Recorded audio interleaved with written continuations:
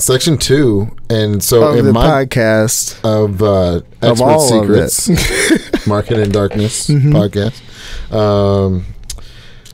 So my secret number 7 is the Hero's 2 Journeys. Cool. And secret number 8 for me. Okay. So I'm just like a secret behind you. You know what I'm saying? I'm just right But there you more backing you up, dense. you know what I'm saying? Exactly. But yeah. So what did you think about the Hero's 2 Journeys? Hero's 2 Journeys was neat because it pretty much just mentions how the journey that anyone takes to get to the next step of what the progress is for whatever they're doing, there's always a journey in the process. And it's named the Hero's 2 Journey because you've already established the hero of the journey of your dream customer or dream client. So it relates the Vogler's 12 stages of the hero's journey, which is what this theory is based off of. It's the framework, and the framework is found in most really successful popular films as well. Like Harry Potter is an example he gave, and The Lion King was an example he gave. Marvel comic universe. Exactly. So it's the plot of every good story has 3 simple elements, and it explains that the elements are character, desire, and conflict. So it essentially makes it the villain's role in the story is to help us root out the hero or root for the hero so that they achieve what the desire is in the first place. So, you know, it explains a lot of that. Like, you know, as the hero finally ends their journey, they are transformed too. So the key elements to this are character, desire, conflict, and then transformation is a byproduct of actually overcoming the adversity. Yeah, I love that. And like every good story, it basically breaks down to the 3 elements that you said. Present a person, present a character, give them a goal, and then give them a conflict that keeps them from achieving that goal. Now, whether or not they achieve the goal in the end, if you want to wrap it up tight like that, and that story arc is up to you. But, you know, as a writer myself, my book definitely has that same element, and you know, anything I write from here on out will have those elements. But the reason that they call it the 2 journeys is because number 1 is the journey is about the achievement. So like, I want to build wealth. That's my goal and the achievement that I'm looking forward to. But the transformation is going on inside me. So like, for example, the character that they have here is Red Riding Hood, and the desire is take a basket of cookies to her grandma, and then the conflict is the big bad wolf. And so we relate these criteria to us and write it down. And so we first build rapport, and we want to get people into a rapport with the hero quickly, and the fastest way to do that is to connect with 2 or more of these core identities. So the victim, and that's to make the character a victim of some outside force, so we want to root for him, like you said. Jeopardy, where we put the character in jeopardy, so we worry about him. Likable, so we make the character likable, so we want to be with them. Funny, make the character funny, so we connect with them. Or powerful, make the character powerful, so we want to be like them. Then next, introduce the desire for something more, and every story is about a journey either toward pleasure, to win, to retrieve something and bring it back, or away from pain, to escape, to stop something bad from happening. And then introduce a conflict. An emotion from the audience is invoked by conflict the hero faces while trying to gain what they desire. In pursuing the goal, there must be seemingly insurmountable obstacles, and that's really what gives that emotional response. It's like, oh, this person can never do all that. They'll never get that, and then they do. Exactly. And we're always surprised by that. It's just funny. It's so wild how that works, right? But then you get into the 5 turning points. So the new opportunity, when the hero sets off, change of plan, something changes, and the hero's original desire turns into a specific, visible goal with a clearly defined endpoint, like we talked about earlier about visualizing. And then there's always the point of no return. The hero must fully commit or turn back. And then there's the major setback. Something happens and the audience believes that all is lost for the hero. And then there's the climax, where the hero faces the biggest obstacle of their journey and determines their own fate.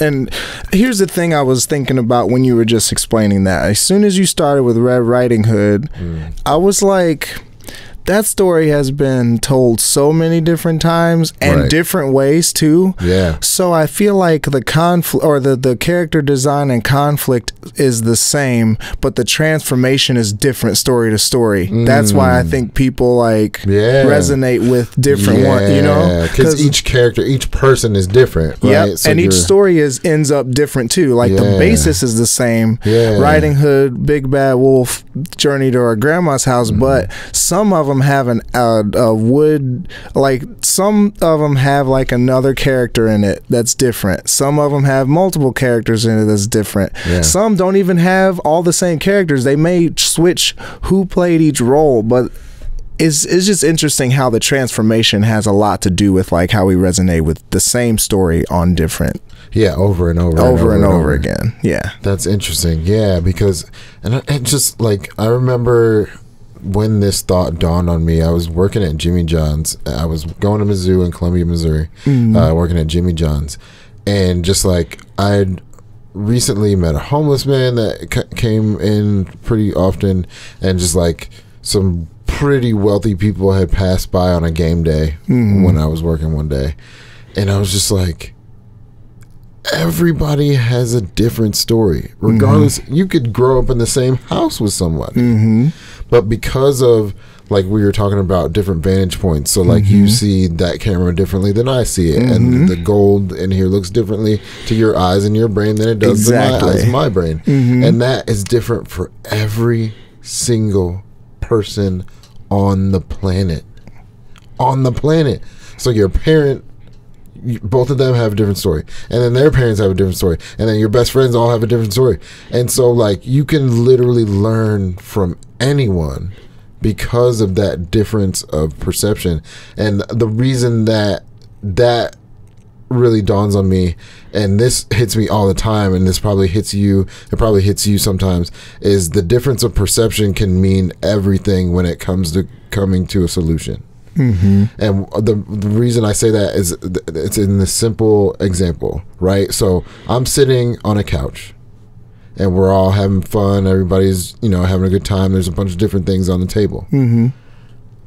My drink, I know I set it on the table. I know it's somewhere on the table. Can't see it. Don't know where it's at. I'm like looking around. I'm like, yo, asking people, have you seen my drink? Have you seen my drink? Anybody see my drink? And I'm not getting off the couch, right? And somebody else from across the room says, yo, it's behind the book that's standing on the table in front of you. And then I look around. It's like, oh, I didn't even see it. I couldn't even see it. If I would have, but also, if I would have stood up, I would have seen over the book and see. So the difference in perspective from other people, number one, but also from yourself is so key in coming to ultimate resolution. Wow, that's profound, man. I mean, it's mostly profound because it's such a seemingly simple concept, right? That you can definitely learn. You can get so much value out of it. That's great. Like this book, right? Like this book. This is a hardbound object with leaflets of paper and ink splashed on it. That's literally what it is. Or it will change your whole life. Could change your whole life. Could be either. Could be either. Could be both. Could be none. Really, but I mean, honestly, this book is the reason that I'm doing this podcast right now. Precisely right. It's the reason that these lights are shining on our face. It's the reason that this room is being put on that camera. That's so meta, bro. That's so meta. But yes, the Heroes 2 Journeys. This section's neat because I just think that as soon as I learned that, storytelling gets easier. I think that because everybody has one, and like everybody tells one every day. We just don't. We don't tune into it. We don't tap into it. You know. So this is a good way to do it, especially if you're being intentional in your branding. Because for Backbeat, it inspired me to actually make a video in here. I made that video for who is backbeat? Like, what is backbeat? And it was on my site. Oh, so, yeah. That was one of the first things that was ever made in this room. These colors were not on the wall. Like, there was nothing very in dark. Here. Yeah. It was, I mean, not even. It looked real dark. Yeah, like the aesthetic of it. Lighting wise, not like dark. Exactly. That's exactly what I was getting at. So it was not well lit. That's how I'll say. Yes, not well lit. But it was neat because I hadn't thought of doing a video explaining what I do. And I think, I forget what it was for, but it was for something specific. But anyway, in doing that, I was eventually able to tell my story and actually visualize what it looks like to receive that story. You know what I'm saying? Because people tell stories every day because they're just trying to communicate with people and get whatever goal accomplished or whatever it may be. That I feel like is the more, ubiquitous, easy way to tell a story, but people don't tap into it. But I feel like that's what people resonate with most. So when I'm intentionally telling a story, like being a stand-up comedian or something, it's a lot more difficult to have that story land if you're not tapped into telling a story on a regular basis. Right. Practiced. Yeah. So that's why I feel like this is a crucial secret. Because the Epiphany Bridge, it's probably into the hero's journey. You know what I'm saying? Into the hero's two journeys. Is like the crux of it all, because it helps you bring out your own story and realize how much you've actually overcome. Everybody's overcome something. It's all degrees of severity adversity and things like that, adversity and things like that. Maybe you didn't have your parents die, but